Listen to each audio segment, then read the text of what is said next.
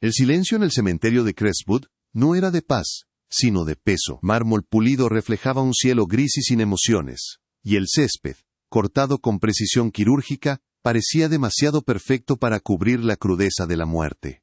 Eleonora caminaba por los senderos de piedra con una rigidez que confundía el dolor con el dominio. Su abrigo de cachemira negra susurraba con cada paso, un sonido caro y solitario en la quietud del lugar.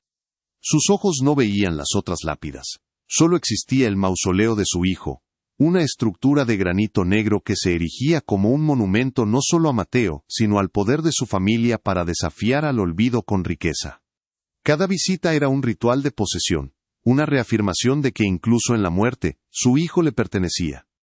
El aire olía a tierra húmeda y a los lirios que sus empleados renovaban cada 2 días, un aroma tan controlado y artificial como su propio duelo. A pocos metros de la imponente tumba, de rodillas sobre la tierra húmeda, una figura contrastaba con la opulencia del lugar. Era Isabel, una mujer de unos 40 años, vestida con ropa de trabajo sencilla pero impecable. No lloraba. Su concentración era una forma de oración silenciosa, sus manos enguantadas limpiando con delicadeza una pequeña hoja que había caído sobre la base de mármol. A su lado, sobre un pañuelo descansaba una única flor silvestre, de un azul vibrante y humilde, que parecía contener más vida que todos los costosos lirios que la rodeaban. Sus movimientos eran lentos, reverentes, como si estuviera cuidando un jardín sagrado, y no una simple tumba. No había en ella rastro de autocompasión, solo una serenidad profunda, una gratitud callada que la hacía casi invisible para cualquiera que midiera el valor de las personas por el ruido que hacían o el espacio que ocupaban. Fue la flor lo que rompió la compostura de Eleonora. Sus ojos, acostumbrados a la grandiosidad, se fijaron en ese pequeño punto de color insolente. En su mente, anegada por un luto posesivo, el gesto no era un homenaje, sino una profanación. La sencillez de la flor y la humildad de la mujer que la ofrecía, eran una ofensa directa a la magnitud de su pérdida y al estatus de su linaje. ¿Quién era esa extraña para atreverse a dejar una hierba insignificante en el lugar de descanso de su hijo? La pena de Eleonora, que había estado congelada por meses, se derritió en una oleada de ira caliente y clasista. Sus pasos sobre la gravilla sonaron como una sentencia mientras se acercaba. Su sombra alta y delgada cayó sobre Isabel, un eclipse de arrogancia que bloqueó la pálida luz del sol. El aire se congeló, cargado de una injusticia a punto de estallar. «Salga de la tumba de mi hijo», el grito rasgó el velo de solemnidad del cementerio, agudo y lleno de un desprecio que hizo que incluso las hojas de los robles cercanos parecieran estremecerse. Algunos visitantes lejanos se giraron, sus rostros una mezcla de curiosidad y espanto. Eleonora estaba de pie, con el brazo extendido y un dedo tembloroso apuntando a Isabel como si fuera un arma. Su rostro, normalmente una máscara de control aristocrático, estaba contorsionado por una furia que la desfiguraba. Isabel no se encogió. Cerró los ojos por un instante, absorbiendo la onda expansiva de la humillación, con una calma que desarmaba. Para Eleonora, la mujer arrodillada no era una persona, sino una intrusa, una mancha, en el lienzo perfecto de su dolor. No veía un alma en duelo, sino un estatus inferior que debía ser erradicado de su vista, de su santuario privado. Isabel no se inmutó. El eco del grito de Eleonora se disolvió en el silencio del cementerio, pero la vibración de la humillación permaneció en el aire, densa y fría. En lugar de encogerse o huir, Isabel simplemente cerró los ojos por un instante, como si estuviera absorbiendo la agresión para transformarla en algo más. No era una rendición sino un anclaje. Sus manos, cubiertas por guantes de jardinería gastados, seguían apoyadas en la tierra húmeda, sintiendo el pulso tranquilo del mundo bajo la superficie del conflicto. Su espalda, aunque ligeramente encorvada por la postura, emanaba una rectitud que no provenía del orgullo, sino de una convicción profunda e inamovible. Para un observador externo, podría haber parecido sumisión. Pero en su quietud, había una fuerza que Eleonora, en su furia ciega, fue incapaz de percibir. Era la calma de alguien que ya había enfrentado tormentas mucho peores, con una lentitud deliberada, que a Eleonora le pareció un acto de insolencia calculada. Isabel comenzó a moverse. Primero, Retiró una de sus manos de la tierra y la usó para limpiarse una pequeña mancha de lodo del pantalón, un gesto cotidiano y metódico que desafiaba la urgencia dramática del momento. Luego, apoyándose con una firmeza serena, se irguió sobre sus rodillas. No había prisa en su movimiento, ni miedo. Cada acción era precisa, imbuida de una dignidad que parecía fuera de lugar en alguien que acababa de ser agredido verbalmente. La mujer rica observaba, con la mandíbula apretada, esperando una disculpa, una súplica o una huida. En cambio, recibió una lección silenciosa sobre el aplomo. La compostura de Isabel era un espejo que reflejaba la fealdad del arrebato de Eleonora, y eso la enfurecía aún más. Eleonora sintió una oleada de desprecio aún más profunda. La calma de esa mujer era un insulto a la magnitud de su dolor. ¿Cómo se atrevía a no mostrar miedo? En su mundo, el poder se manifestaba a través de la intimidación, y la respuesta adecuada era la sumisión. La ausencia de esa dinámica la descolocó, convirtiendo su ira en una frialdad cortante. ¿No me ha oído?, siseó, su voz ahora un susurro venenoso, mucho más amenazante que su grito anterior. Le he dicho que se vaya. Este es un lugar privado. No es un parque para que gente como usted venga a pasar el rato. La frase gente como usted goteaba con un clasismo tan arraigado, que era parte de su propia respiración. Cruzó los brazos sobre el pecho, una barrera física que reforzaba la distancia social que sentía que la separaba. Finalmente, Isabel se puso de pie por completo. Se sacudió el polvo de las rodillas con dos suaves palmadas, gestos que hablaban de una vida de trabajo y de una ausencia total de vergüenza por ello. Era más baja que Eleonora, pero al erguirse, su presencia pareció llenar el espacio de una manera diferente. No con arrogancia, sino con una solidez terrenal. Levantó la vista, y sus ojos se encontraron con los de Eleonora. No había desafío en su mirada, ni tampoco súplica. Había algo mucho más complejo. Una tristeza compasiva, como si viera más allá de la mujer furiosa y adinerada, y percibiera directamente la herida abierta que sangraba en su interior. Era una mirada que no juzgaba, sino que reconocía, y esa ausencia de confrontación era el desafío más grande de todos. Por un instante casi imperceptible, la máscara de furia de Eleonora vaciló. Esa mirada la desnudó, la dejó expuesta de una forma que ni todo su dinero ni su estatus podían proteger. Se sintió vista, no como la matriarca de la familia Crestwood, sino como una mujer rota. Fue una sensación tan extraña y vulnerable que la rechazó de inmediato, endureciendo su expresión de nuevo. ¿Quién era esta extraña para mirarla así? Como si la conociera, como si tuviera derecho a compadecerla. La idea era tan absurda, tan ofensiva, que avivó las brasas de su ira. La dignidad de Isabel no generaba respeto en ella, sino una necesidad de aplastarla, de demostrar que esa calma era una farsa, y que, al final, todo el mundo tenía un punto de quiebre. La pregunta que resuena en el silencio es inevitable. ¿Qué sostiene a una persona cuando el mundo intenta derribarla? Isabel no se aferraba al orgullo sino a un propósito. Su presencia en ese cementerio no era una casualidad ni un capricho.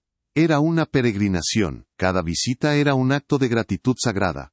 Un juramento silencioso a una promesa que se había hecho a sí misma en la oscuridad de una habitación de hospital. Eleonora veía a una intrusa, a una mancha en su propiedad, pero la realidad era que Isabel estaba allí para honrar un vínculo que era más fuerte que la sangre, y más profundo que la muerte.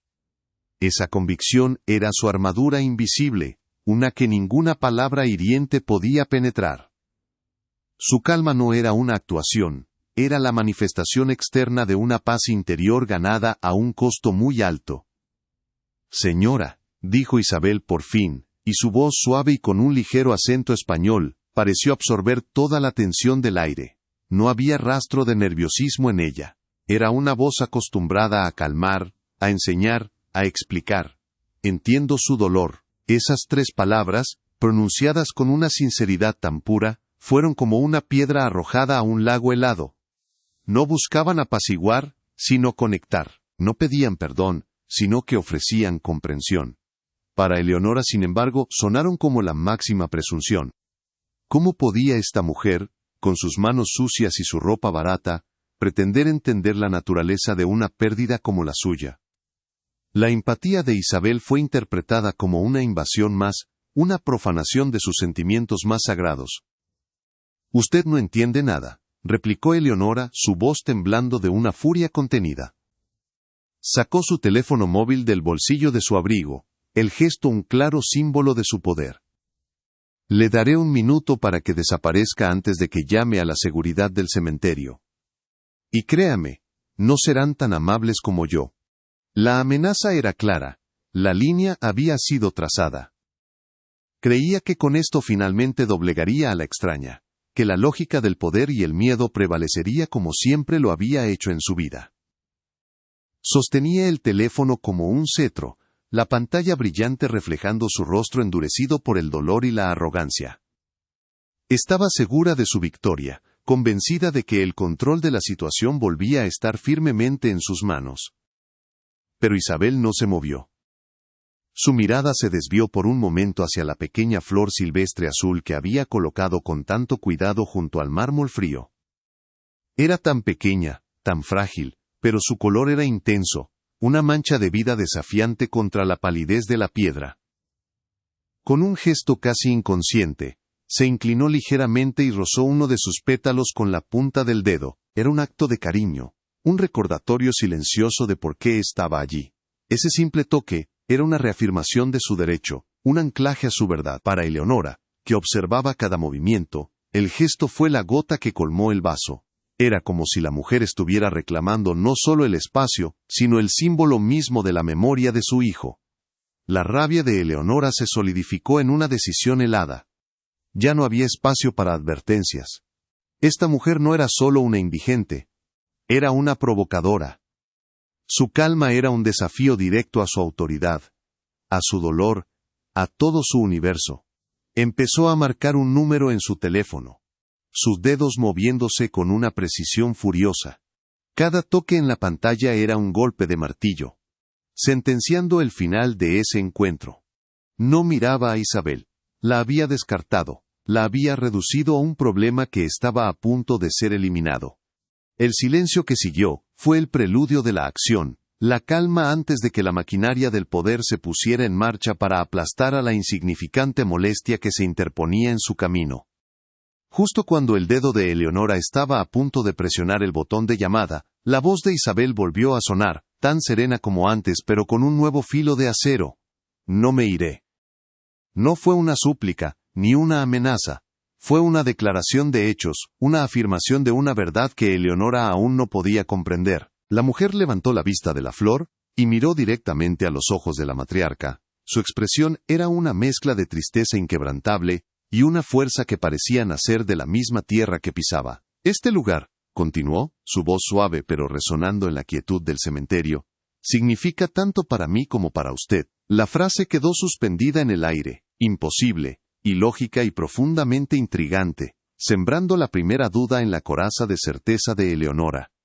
La audacia de aquella afirmación hizo que algo dentro de Eleonora se rompiera. El dolor, la arrogancia y la incredulidad se fusionaron en una risa corta, seca y desprovista de cualquier alegría. Era el sonido del desprecio puro, un eco metálico en la quietud del cementerio.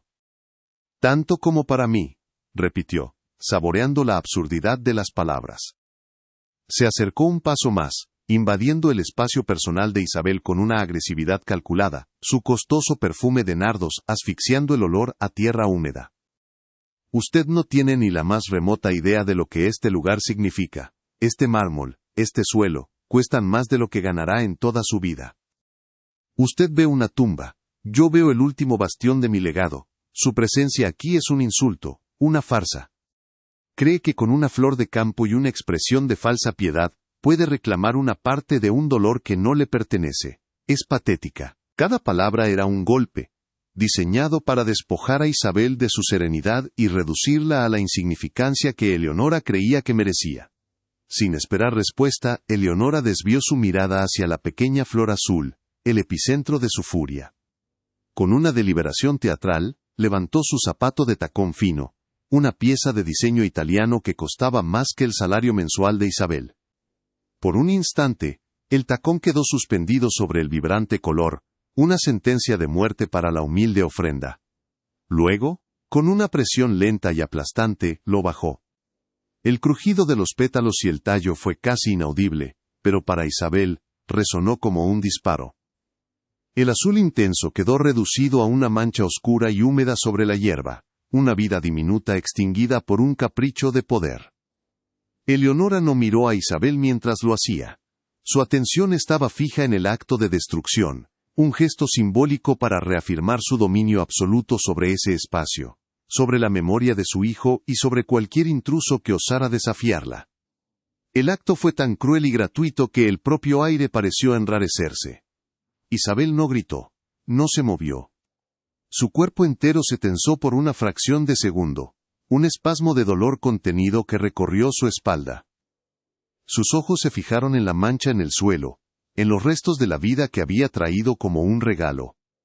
Una respiración profunda, casi imperceptible, fue la única concesión a la herida que acababa de recibir. Levantó la vista, y su mirada hacia Eleonora ya no contenía solo tristeza, sino una capa de decepción tan profunda que era casi insondable. No había odio en sus ojos, sino el pesar de un testigo ante un acto de profanación, no de una tumba, sino del alma humana. Esa mirada, desprovista de la reacción que Eleonora esperaba, miedo, ira, sumisión, fue el contraataque más poderoso. Era un espejo que reflejaba la fealdad del gesto de Eleonora, y la mujer rica sintió una punzada de algo incómodo, algo que rápidamente sofocó con más rabia. «Ya es suficiente», exclamó Eleonora, sacando su teléfono una vez más. Esta vez no dudó. Marcó el número de la administración del cementerio mientras caminaba de un lado a otro, su voz adquiriendo un tono de urgencia y victimismo. «Habla Eleonora Crestwood. Estoy en el mausoleo de mi hijo y hay una mujer aquí, una indigente, que se niega a irse. Me está acosando». Hizo una pausa dramática, asegurándose de que Isabel escuchara cada palabra. «Sí, parece inestable. No sé qué intenciones tiene, pero me siento amenazada. Por favor, envíen a seguridad de inmediato. Quiero que la escolten fuera de la propiedad y se aseguren de que no vuelva a entrar. Presentaré una orden de alejamiento si es necesario».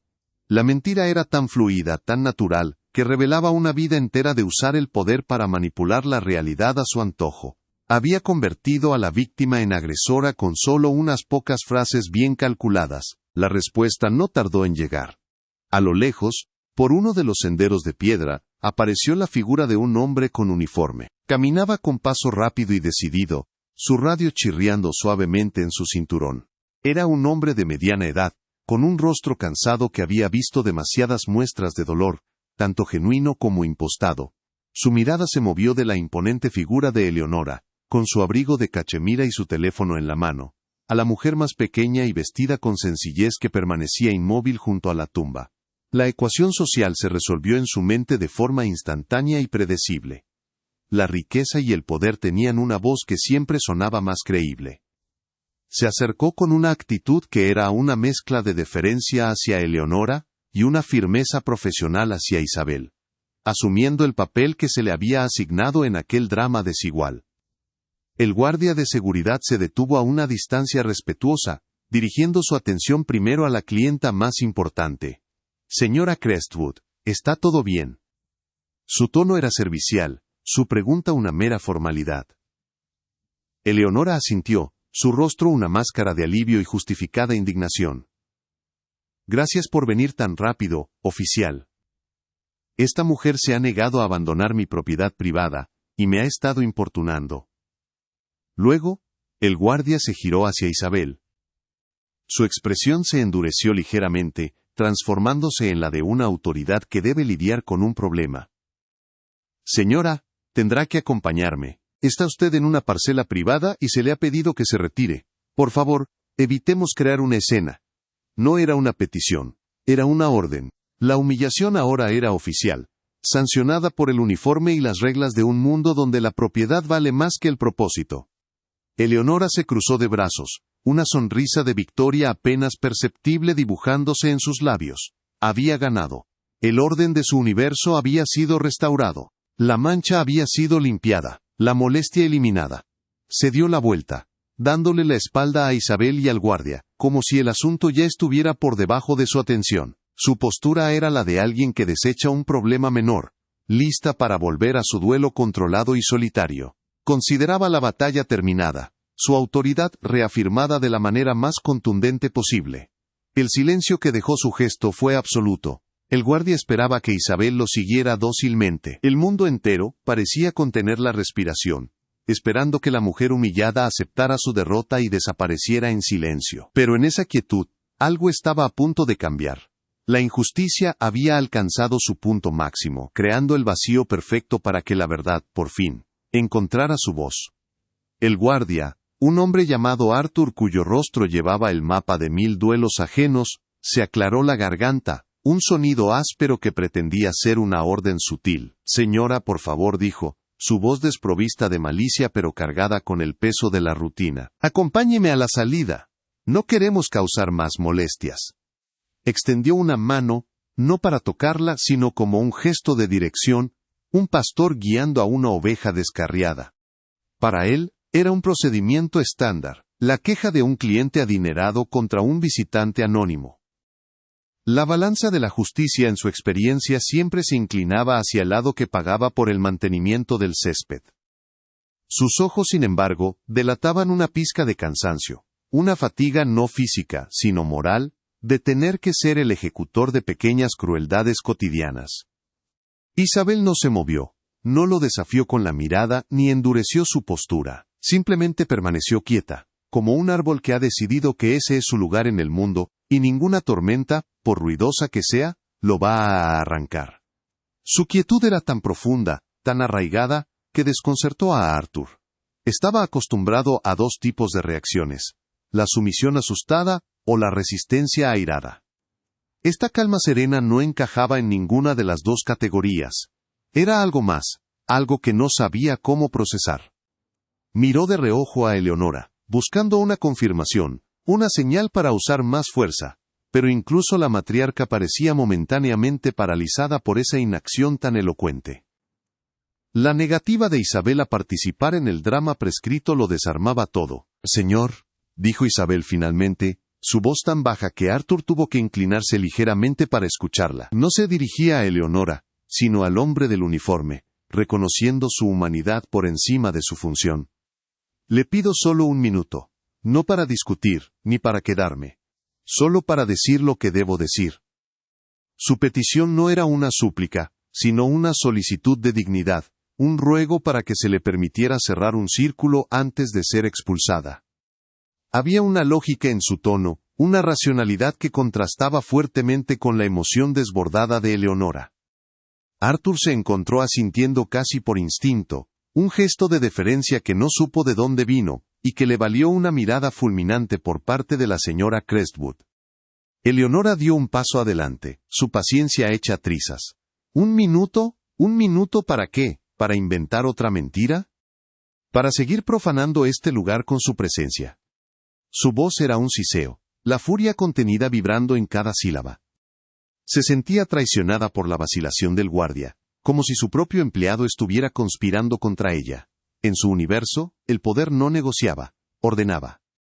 La pausa que Isabel había logrado introducir en la maquinaria de su voluntad era una fisura intolerable en la armadura de su control. Quería que la escena terminara, que la mujer desapareciera y que ella pudiera volver a la ordenada soledad de su dolor. Pero ahora, contra su voluntad, una espina de curiosidad se había clavado en su mente. ¿Qué podía tener que decir esa mujer que mereciera un minuto? Isabel ignoró el veneno en las palabras de Eleonora. Con una lentitud que era casi ceremonial, se arrodilló de nuevo, no en una postura de súplica, sino de reverencia. Sus manos, desnudas ahora, buscaron la hierba donde yacían los restos aplastados de la flor azul. Con la delicadeza de un arqueólogo descubriendo una reliquia, recogió los pétalos magullados y el tallo roto, acunándolos en la palma de su mano como si fueran un tesoro. Era un acto de rescate, un intento de honrar la intención del regalo incluso después de que su forma hubiera sido destruida. El gesto fue tan íntimo y lleno de significado que silenció a Eleonora a mitad de una nueva protesta. Observaba, fascinada y repelida a la vez, incapaz de apartar la vista de esa extraña liturgia. Con los restos de la flor en su mano, Isabel se levantó una vez más. Su mirada no buscó a Eleonora, sino que se fijó en la inscripción de granito pulido: Mateo Crestwood, amado hijo. Sus labios se movieron en un susurro inaudible, una oración privada, que no estaba destinada a los oídos de los vivos que la rodeaban. Hubo en ese momento una conexión tan palpable entre la mujer y la tumba que trascendía cualquier explicación lógica. No era la mirada de una extraña curiosa, era la mirada de alguien que estaba conversando con un viejo amigo, compartiendo un secreto. Arthur, el guardia, bajó la cabeza, sintiéndose de repente como un intruso en un momento sagrado. La atmósfera había cambiado por completo.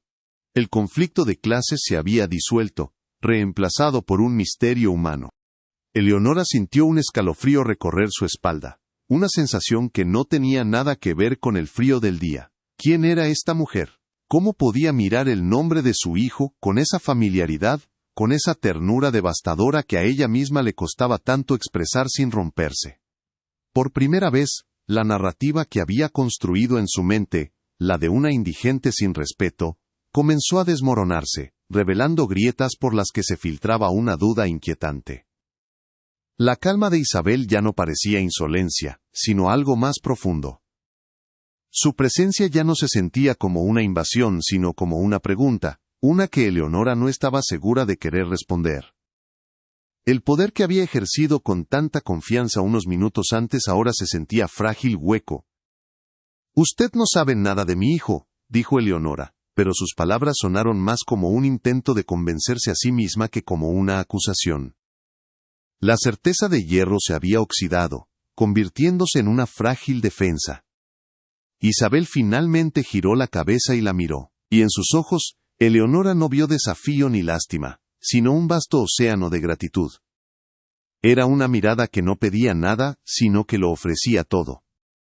«Quizás no», respondió Isabel con una suavidad que desmentía el poder de sus palabras. No sabía qué música le gustaba, ni cuál era su comida favorita, no conocía el sonido de su risa. Hizo una pausa, dejando que cada una de esas ausencias flotara en el aire, reconociendo el territorio sagrado de la memoria de una madre. El reconocimiento de esos límites, de esa ignorancia, fue extrañamente reconfortante para Eleonora, la desarmó más que cualquier confrontación. Esta mujer no estaba tratando de robarle sus recuerdos. Pero entonces, Isabel continuó, y el suelo bajo los pies de Eleonora comenzó a temblar. «Pero sé algo que quizás ni usted misma sabe», dijo Isabel, su voz firme pero teñida de una emoción reverente. «Conozco la verdadera medida de su generosidad. Conozco la parte de él que decidió vivir más allá de la muerte». La frase era enigmática, poética, y golpeó a Eleonora con la fuerza de una revelación que aún no podía descifrar. ¿Generosidad? Mateo había sido un buen chico, sí, pero esa palabra, dicha con tanta convicción por una extraña, le sonó a la vez ajena y profundamente cierta. Arthur, el guardia, había retrocedido un paso, borrándose a sí mismo de la escena. Ya no era un oficial de seguridad, era un testigo. Comprendió que estaba presenciando algo que trascendía las reglas de la propiedad y las quejas de los clientes. Esto era algo primordial, algo que tenía que ver con los hilos invisibles que conectan a las personas de las maneras más inesperadas. Su radio permaneció en silencio en su cinturón. No se le ocurriría llamar para pedir refuerzos. Sabía que la única autoridad que importaba en ese momento no era la del cementerio, sino la de la verdad que estaba luchando por salir a la luz. Se quedó quieto, conteniendo la respiración, esperando, como el resto del mundo, la siguiente pieza del rompecabezas. Eleonora abrió la boca para responder, para lanzar otra andanada de desprecio y escepticismo, pero no le salieron las palabras. Su mente, normalmente tan aguda y controladora, se había quedado en blanco. Las palabras de Isabel habían abierto una puerta a una habitación que no sabía que existía en la casa de su propio dolor. Siempre había visto la muerte de Mateo como un final, un robo, una pérdida absoluta. La idea de que una parte de él pudiera haber vivido más allá Era un concepto tan ajeno a su luto posesivo que la dejó sin defensas. La curiosidad, esa emoción que había suprimido con tanta fuerza, ahora la inundaba, mezclada con un miedo primordial a lo que estaba a punto de descubrir. Isabel no esperó a que Eleonora encontrara su voz, abrió la mano y miró los pétalos azules y rotos que descansaban en su palma. «Cada semana traigo una flor», explicó en voz baja, como si compartiera un secreto de estado.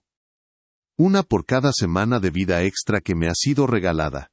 Una por cada amanecer que he podido ver gracias a él». La conexión que estaba implícita en sus palabras era tan monstruosa, tan imposible, que la mente de Eleonora se negó a procesarla. Era como escuchar a alguien hablar en un idioma que entendía perfectamente, pero cuyas frases formaban un significado que desafiaba toda lógica y razón. El aire se volvió denso, pesado con el peso de lo no dicho. «¿De qué está hablando?», susurró Eleonora, y el sonido de su propia voz, frágil y confundida, la sorprendió. Había perdido toda su autoridad. Ya no era la matriarca de los Crestwood, la dueña de ese pedazo de tierra sagrada. Era solo una mujer, de pie frente a otra, despojada de todas sus certezas, sintiendo cómo el mundo que había construido con tanto cuidado se resquebrajaba bajo sus pies. Su pregunta no era una exigencia, sino una súplica. Necesitaba entender.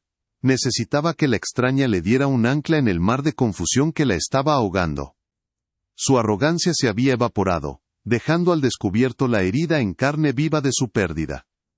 Isabel levantó la mano que sostenía los pétalos, y con un movimiento lento y deliberado, la colocó sobre su propio pecho, justo encima de su corazón. El gesto era tan simple, pero contenía una carga simbólica abrumadora. Sus ojos, húmedos por primera vez, se clavaron en los de Eleonora, creando un puente de comunicación que iba más allá de las palabras. No había acusación en su mirada, ni triunfo, solo una verdad compartida, una conexión ineludible que estaba a punto de ser nombrada. El silencio que siguió fue el más profundo de todos. Un vacío expectante donde dos mundos estaban a punto de colisionar de la forma más íntima y devastadora posible. «Mateo no solo está aquí», dijo Isabel, su voz quebrándose ligeramente por la emoción mientras su mano seguía presionada contra su pecho. «También está aquí. Latiendo». La palabra latiendo fue un susurro, pero resonó en el cementerio como el estruendo de un trueno. Fue la clave que abrió todas las cerraduras, la pieza que completó el rompecabezas imposible. Para Arthur, la revelación fue un shock que le hizo dar un respingo. Para Eleonora, fue como si el suelo se abriera bajo sus pies, no para tragarla, sino para mostrarle una verdad tan profunda y cegadora que amenazaba con deshacerla por completo. La injusticia se había evaporado, reemplazada por un asombro sagrado. Eleonora se quedó sin aliento, el aire pareció solidificarse en sus pulmones. Su mirada bajó de los ojos de Isabel a la mano que descansaba sobre su pecho. La mano de una jardinera, con las uñas cortas y restos de tierra, una mano que había trabajado duro. Y debajo de esa mano, dentro de esa mujer que había humillado y despreciado, estaba el legado más preciado de su hijo. No el mármol, no el dinero, no el nombre, sino la vida misma. Un eco. Un milagro. Un latido. La realidad de esa conexión era tan inmensa, tan abrumadora, que su mente no podía contenerla. El mundo se inclinó sobre su eje. Su rostro, antes una máscara de furia, se descompuso. La incredulidad luchó contra la comprensión, el horror contra el asombro. Las lágrimas que había mantenido congeladas durante meses comenzaron a derretirse, no por el dolor de la pérdida, sino por el shock de un reencuentro imposible. Su cuerpo entero comenzó a temblar, una reacción visceral a una verdad que su alma reconocía antes que su cerebro.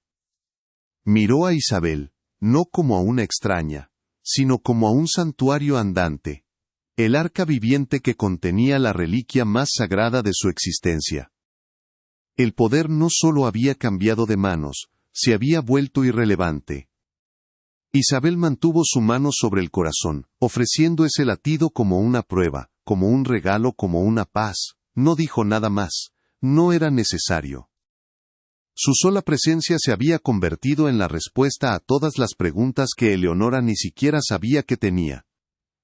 El ritmo constante bajo su palma era un testimonio silencioso de que el amor, en su forma más pura, no termina con la muerte, sino que se transforma, encuentra nuevos cauces, y sigue dando vida de las maneras más misteriosas e inesperadas.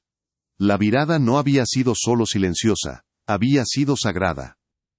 El guardia, Arthur, se quitó lentamente la gorra, un gesto de respeto instintivo que aprendió en la iglesia cuando era niño.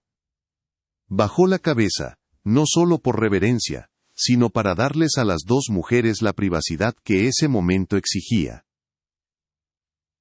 Comprendió que su papel allí había terminado. Ya no era un ejecutor de reglas, sino el guardián de un milagro. Se dio la vuelta en silencio y comenzó a caminar de regreso por el sendero, dejando que el sonido de sus pasos se desvaneciera, otorgándoles el espacio y la quietud que necesitaban para que la verdad pudiera sentarse y comenzar su lento y doloroso trabajo de curación. Eleonora dio un paso vacilante hacia adelante. No era un movimiento de agresión sino de atracción, como si una fuerza magnética la estuviera atrayendo hacia el sonido que solo ella podía imaginar. El corazón de su hijo latiendo en el pecho de otra mujer. Extendió una mano temblorosa, no para atacar, no para señalar, sino como una peregrina que se acerca a tocar una reliquia sagrada. Sus dedos se detuvieron a centímetros del pecho de Isabel, suspendidos en el aire, temblando con el peso de una pregunta que no se atrevía a formular en voz alta. El mundo entero se había reducido a ese pequeño espacio entre su mano y el corazón que latía. La pregunta que flotaba en el aire era tan palpable como la niebla de la mañana. ¿Y ahora qué?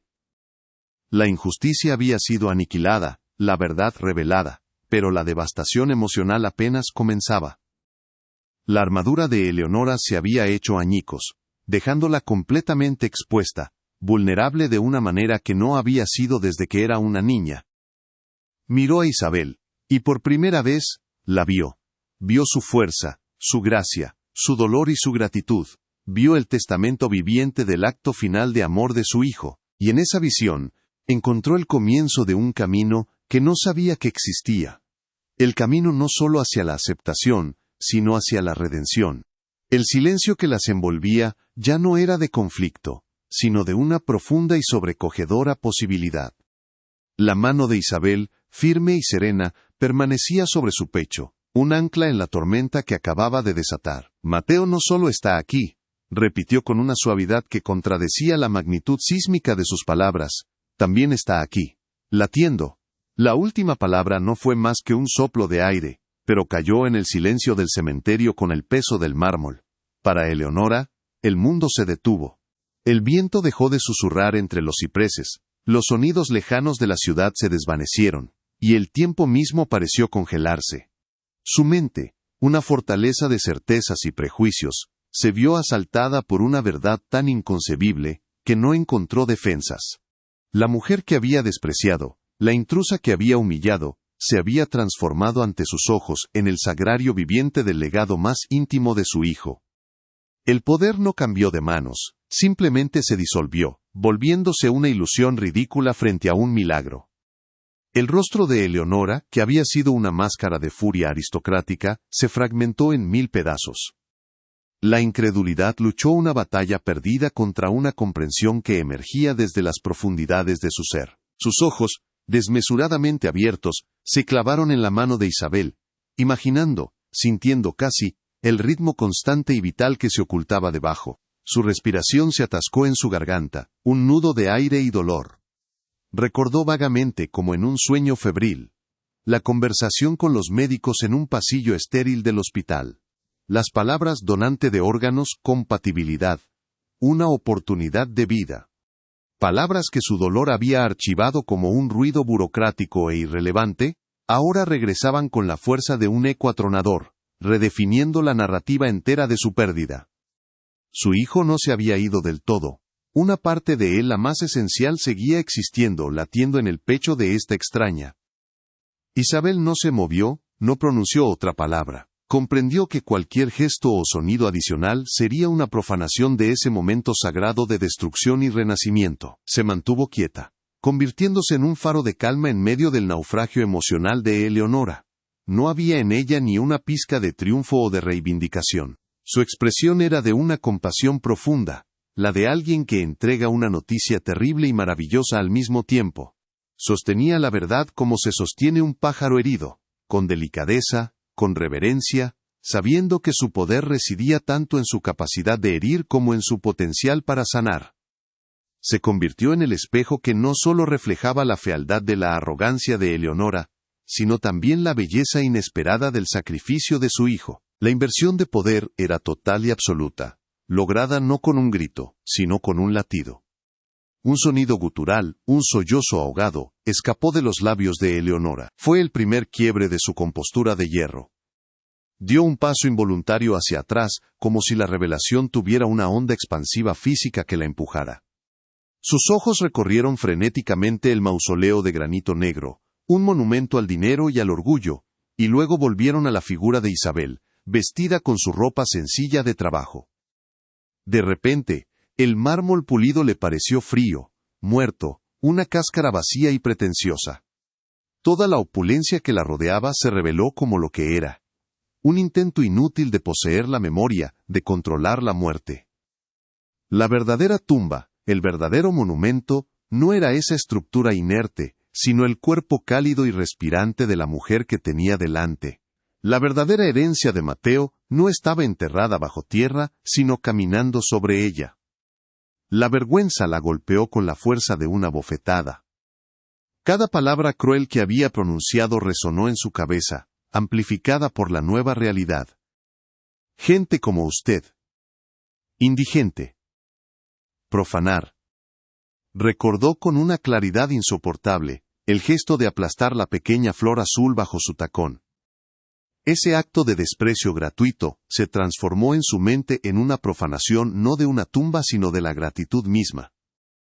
Había intentado pisotear el único homenaje que realmente importaba, el que venía no del deber o la ostentación sino del corazón, un corazón que, irónicamente, había sido el de su propio hijo. La culpa era un ácido que le quemaba por dentro, disolviendo los últimos vestigios de su orgullo y dejándola desnuda, expuesta en su miserable ceguera moral. Las rodillas de Eleonora cedieron. No fue una caída dramática, sino un lento y pesado desplome, como si la estructura que la había sostenido erguida durante toda su vida se hubiera desintegrado. Aterrizó suavemente sobre el césped húmedo y perfectamente cortado, sus manos con anillos caros hundiéndose en la tierra fría. Ahora estaba arrodillada, en la misma postura de humildad en la que había encontrado a Isabel, la misma postura que había despreciado tan virulentamente. El universo, con una ironía poética y brutal, la había obligado a ocupar el lugar de la persona a la que había humillado. Desde esa nueva perspectiva, mirando hacia arriba, vio a Isabel no como una inferior, sino como una figura de una gracia y una fortaleza incomprensibles. La catarsis había comenzado, y era un bautismo de tierra y lágrimas. Por primera vez en meses, quizás en años, Eleonora lloró. No eran las lágrimas silenciosas y controladas que derramaba en la soledad de su mansión. Era un llanto desgarrador, primitivo, que brotaba desde el centro de su ser.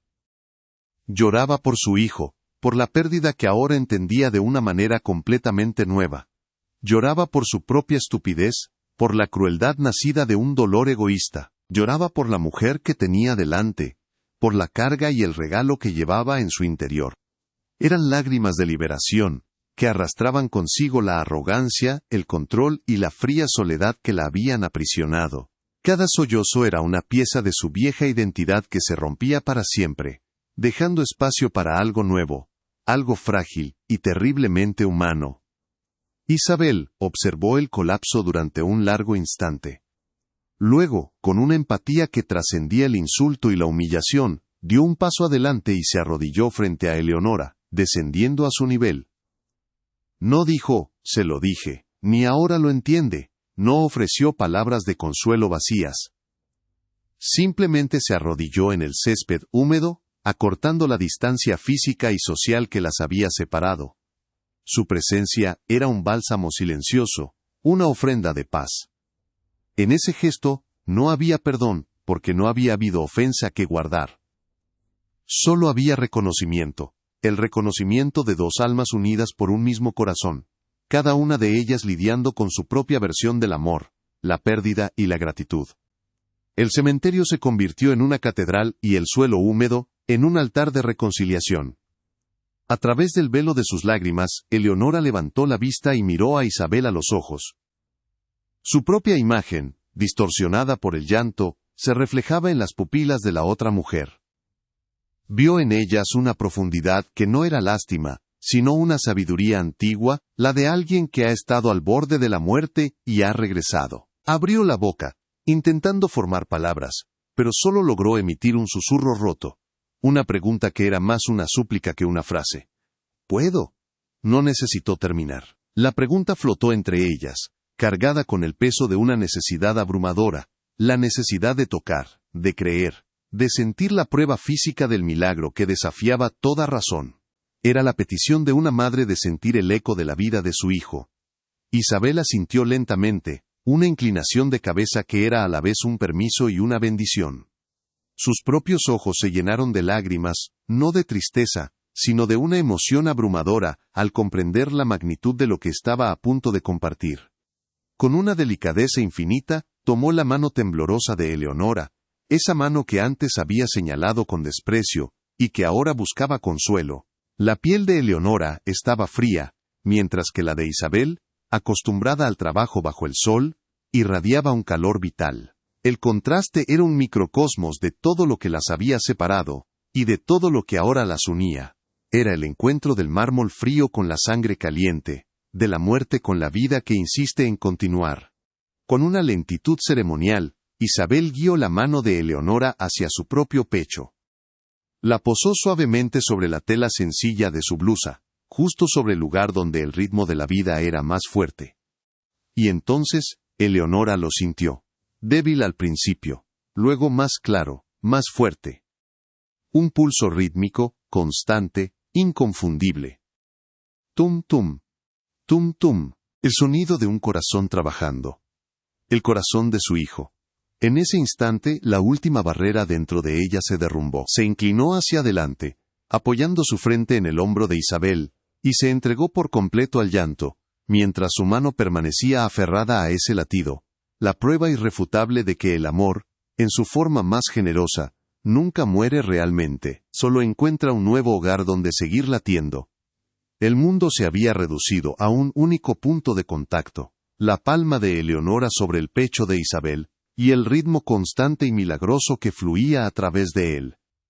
Tum tum, tum tum, era el eco de una vida que creía extinta, la canción de cuna, que había sentido desde dentro de su propio cuerpo hacía tantos años, ahora resonando en el de una extraña. Los sollozos que la habían sacudido comenzaron a amainar, no por consuelo, sino por una sobrecogedora reverencia. El aire frío del cementerio ya no le quemaba la piel. El calor que emanaba del corazón de su hijo, mediado por el cuerpo de Isabel, era un bálsamo que derretía décadas de una soledad helada. Su mano, antes un arma de desprecio, ahora era un oído desesperado, escuchando la historia más profunda que jamás le habían contado. Cada latido era una palabra en un lenguaje que iba más allá del entendimiento, un testamento de que el amor no se entierra, se trasplanta. Isabel no se apartó. No se sintió invadida por la intimidad del gesto. En cambio, con una lentitud llena de gracia, levantó su mano libre y la posó suavemente sobre la de Eleonora, cubriendo los dedos enjollados con los suyos, callosos por el trabajo. Era un gesto de cierre, un sello sobre un pacto tácito. No era un acto de perdón, pues no había nada que perdonar desde su perspectiva, sino de aceptación. Aceptaba el dolor de Eleonora, su vergüenza, su asombro. Con ese simple contacto, le comunicó que no estaba sola en esa revelación. Ambas eran guardianas de la misma llama, unidas por un legado que ninguna de las dos había elegido, pero que ahora debían honrar juntas. El poder ya no residía en quien gritaba más fuerte o poseía la tierra, sino en quien podía ofrecer consuelo, y en ese momento, La jardinera era la reina y la matriarca una suplicante. Eleonora levantó lentamente la cabeza del hombro de Isabel. Su rostro, antes una obra de arte de control y cosméticos caros, era ahora un lienzo devastado por el llanto y la emoción cruda. El rímel corrido trazaba caminos oscuros sobre sus mejillas, como ríos de tinta negra sobre un mapa de dolor. Sus ojos, hinchados y rojos, encontraron los de Isabel, y en ellos no vio juicio, ni triunfo, solo una calma insondable que la avergonzaba y la salvaba al mismo tiempo. Abrió la boca, las palabras luchando por salir de una garganta cerrada por la culpa. Yo, comenzó, su voz un susurro ronco, irreconocible. Lo siento. La frase, tan simple, tan inadecuada, sonó hueca en la inmensidad de su falta. Sabía que no era suficiente, que 1000 disculpas no podrían borrar la crueldad de sus acciones, pero era la única puerta que sabía cómo abrir. Isabel negó suavemente con la cabeza, una pequeña sacudida que desestimaba la disculpa. No hay nada que sentir, dijo, su voz firme pero teñida de una profunda melancolía. El dolor nos vuelve ciegos. A veces, nos hace construir muros tan altos que olvidamos que del otro lado también hay personas. Hizo una pausa, su mirada desviándose por un instante hacia la inscripción en el mármol. Él no querría que nos hiciéramos daño. Creo que él nos unió por una razón. Con esas palabras, Isabel redefinió la narrativa.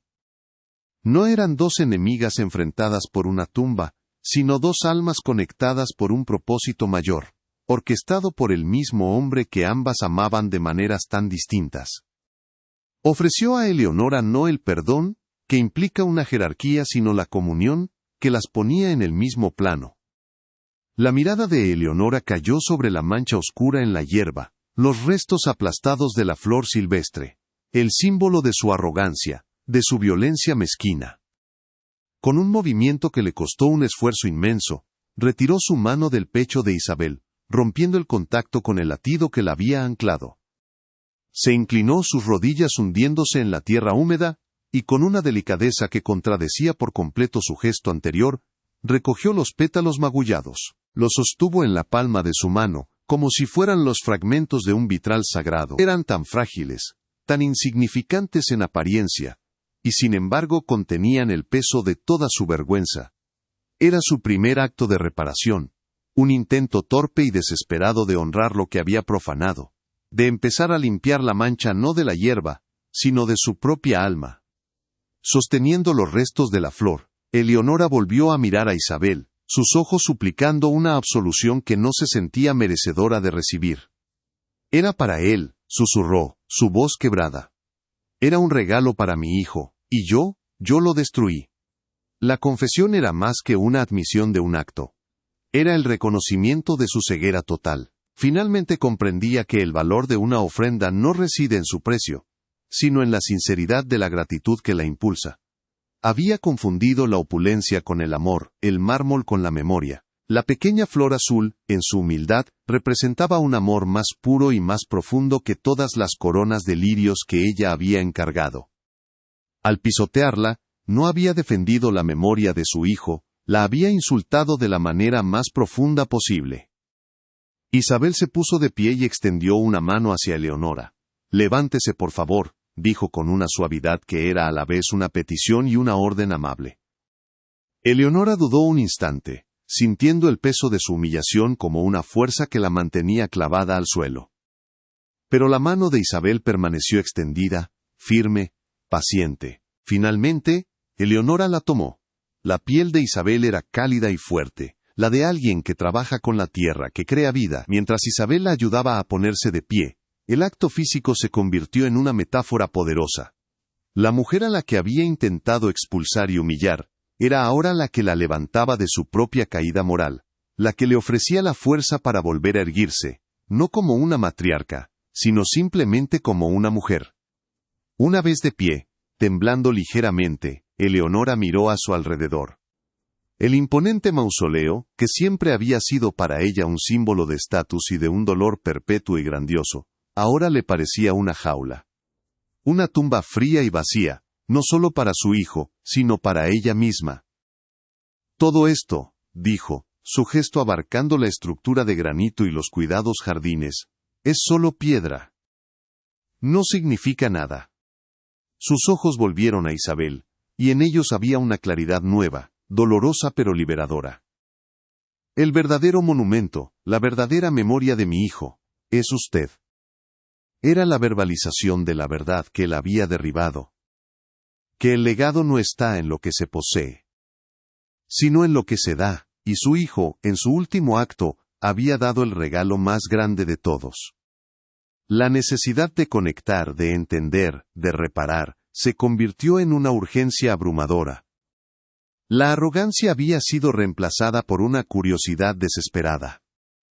Quiero saber de usted, dijo Eleonora, y su voz por primera vez estaba desprovista de cualquier exigencia, era una súplica. Quiero saberlo todo. Su nombre. Su historia. ¿Quién es usted? Por favor. La palabra por favor selló su rendición. Era el reconocimiento de que ya no tenía derecho a nada. Que cualquier conocimiento, cualquier conexión, debía serle otorgada como un regalo. Había pasado de ser la dueña del lugar a ser una invitada, pidiendo permiso para entrar en el mundo de la mujer que, sin saberlo, llevaba dentro de sí la pieza más importante de su propio mundo. Isabel la miró con una empatía que parecía no tener fin. No había rastro de resentimiento en su rostro, solo la serenidad de quien ha aceptado su destino con todas sus extrañas y milagrosas vueltas. Mi nombre es Isabel García, dijo, y al pronunciar su nombre, se convirtió en una persona completa, no en un arquetipo. Antes de todo esto, yo era profesora de literatura en Granada. La revelación de su profesión añadió otra capa de ironía al drama. La mujer a la que Eleonora había tratado como una ignorante, era una educadora, una mujer de letras y de pensamiento. La vida que Mateo había salvado no era solo una vida, era un universo de conocimiento, de historias, de pasiones que ahora tenían la oportunidad de volver a florecer. Un último gesto selló el inicio de la redención. Eleonora metió la mano en el bolsillo de su abrigo de cachemira. Por un instante, Isabel pudo haber pensado que buscaría su teléfono de nuevo, un reflejo de su antiguo poder, pero en su lugar, sacó un pañuelo de lino blanco, impecablemente planchado. No lo usó para secar sus propias lágrimas, que aún le humedecían el rostro. Con una mano que todavía temblaba, se lo ofreció a Isabel, cuyos ojos también se habían llenado de una emoción silenciosa. Para usted, susurró Eleonora.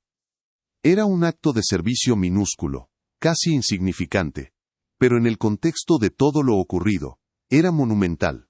Era la primera vez que ofrecía algo en lugar de quitarlo, la primera vez que cuidaba en lugar de herir. Era el comienzo de una reparación. El pañuelo de lino blanco, ahora en manos de Isabel, se convirtió en una bandera de tregua en el campo de batalla de un solo corazón.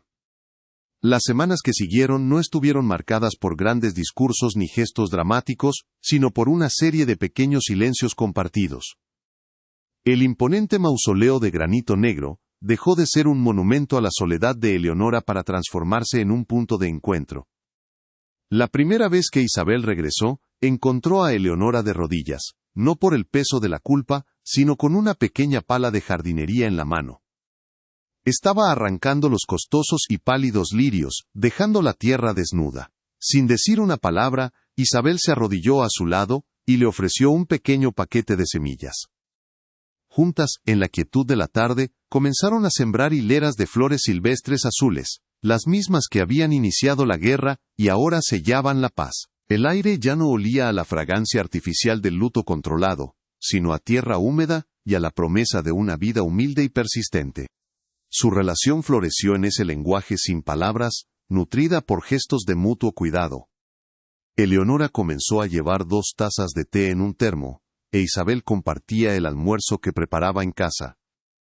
Hablaban, no de la tragedia que las unía, sino de las vidas que las definían. Isabel le recitaba de memoria poemas de Lorca mientras trabajaban la tierra, y su voz, antes un susurro desafiante, ahora llenaba el espacio con la belleza de un arte que creía perdido. Eleonora, a su vez, escuchaba con una atención que nunca había concedido a nadie. Dejó de hablar de su linaje, y empezó a preguntar por la familia de Isabel en Granada, por los nombres y las historias de los hijos a los que Mateo les había devuelto a su madre. El poder ya no residía en el dinero ni en el estatus, sino en la capacidad de escuchar, de ver realmente a la persona que se tenía delante, y en ese nuevo reino, ambas eran iguales. La transformación de Eleonora, invisible al principio para el mundo exterior, pronto se manifestó de formas que sacudieron los cimientos de su círculo social. Una mañana, en una austera sala de juntas, anunció a sus abogados su intención de vender la mansión Crestwood, el palacio de mármol y soledad, en el que se había atrincherado. El dinero, explicó con una calma que desconcertó a los hombres de traje, sería el capital inicial de una nueva fundación, la Fundación Corazón de Mateo. Su propósito no sería erigir edificios con su nombre, sino financiar los gastos de recuperación de pacientes trasplantados y crear programas de apoyo para las familias de los donantes, reconociendo a esos héroes anónimos. Por primera vez, su riqueza no serviría para aislarla del mundo, sino para tejer una red de conexiones humanas, transformando el dolor en un puente de generosidad práctica y tangible. Un año después, el cementerio de Crestwood ya no era su santuario. La verdadera conmemoración se celebraba en otro lugar, un aula universitaria brillantemente iluminada. Al frente, con una pasión que contagiaba a la veintena de estudiantes que la escuchaban absortos, estaba Isabel García, explicando las metáforas en Por 100 años de soledad. Había vuelto a ser quien era, una profesora, una guía, una mente brillante. Su trabajo como jardinera no era una memoria vergonzosa, sino la crisálida de la que había emergido, más fuerte y más consciente del milagro de cada palabra pronunciada, de cada idea compartida. El corazón de Mateo no solo le había dado tiempo, le había devuelto su voz, su propósito. Y ahora, esa voz resonaba, multiplicando su legado en las mentes de una nueva generación, un eco de vida que se negaba a ser silenciado por la muerte. Sentada en la última fila, casi oculta entre los jóvenes, estaba Eleonora. No vestía de luto, sino con un sencillo vestido de lino de color claro. En su solapa, un pequeño broche en forma de flor silvestre azul, era el único vestigio de su antigua opulencia. No estaba allí como una mecenas vigilante, sino como una alumna humilde. Tomaba notas en un cuaderno, no sobre el análisis literario, sino sobre la expresión en el rostro de Isabel, sobre la luz que irradiaba al hablar de lo que amaba. Una sonrisa serena, genuina, que nadie le había visto en décadas, se dibujaba en sus labios. Era la sonrisa de alguien que ha encontrado la paz, no en la posesión, sino en la liberación. Estaba presenciando el verdadero rendimiento de su inversión. No el interés compuesto del dinero, sino el florecimiento exponencial de una vida salvada. Cuando la clase terminó y los estudiantes se dispersaron, las dos mujeres salieron juntas al césped del campus, bañado por el sol de la tarde. Su conversación era fácil, la de dos viejas amigas que comparten las pequeñas alegrías del día. Hablaban de un estudiante prometedor, de los planes para las vacaciones. El peso del pasado no había desaparecido, pero se había transformado en un ancla de gratitud compartida en lugar de una carga de dolor. Se detuvieron junto a un pequeño jardín cuidado por los estudiantes de botánica, lleno de las mismas flores silvestres azules que ahora cubrían la tumba de Mateo. La flor, antes un símbolo de ofensa, y luego de vergüenza, ahora era simplemente un recordatorio silencioso de la belleza que puede nacer de la tragedia. Eleonora se inclinó, y con una delicadeza que ahora le era natural, rozó un pétalo con la punta de su dedo, un eco perfecto del gesto que una vez había condenado en Isabel. El círculo se había cerrado. Levantó la vista hacia su amiga, sus ojos claros, y llenos de una emoción tranquila, una aceptación que era la forma más pura del amor. No había necesidad de grandes declaraciones ni de discursos finales. Su transformación estaba completa, grabada en la suavidad de su mirada y en la paz de su presencia. Miró a Isabel, cuyo rostro reflejaba el sol de la tarde, y dijo en voz baja, más para sí misma que para nadie más: Mateo siempre supo ver el corazón de las personas. Yo, apenas estoy aprendiendo a mirar.